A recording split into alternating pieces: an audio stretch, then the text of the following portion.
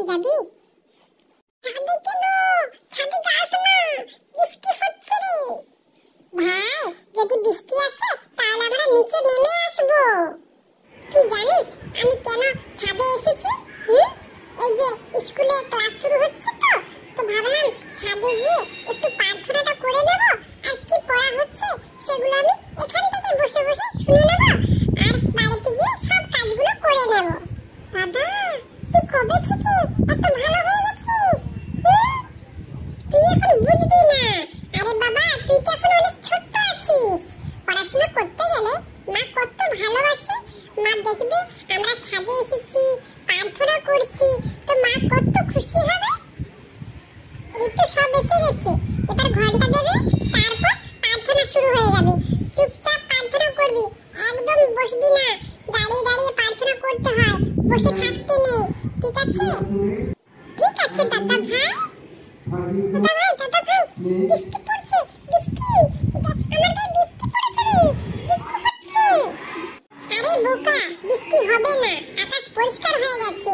একদম চুপ থাক, এবার প্রার্থনা শুরু হচ্ছে। তোর জন্য আমি কিচ্ছু বুঝতে পারলাম না। স্যার ম্যাডামে কি বললো আমি কিছু বুঝতেই পারলাম না। ভাই, একদম চুপ থাক, আমাকে শুনতে দে পড়াগুলো কি বলছে। Yes ma'am. বাড়িতে বলতে বলছে ইয়েস ম্যাম। স্কুলে যেতে পারিস না?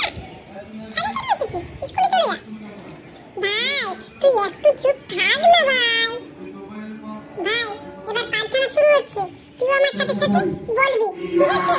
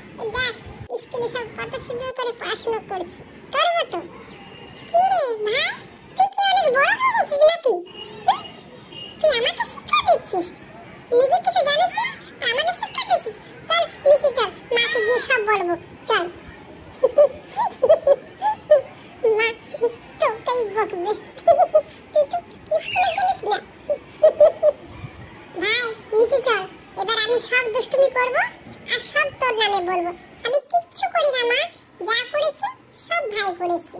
তাহলে মা তোকে অনেক বকাবকি করবে।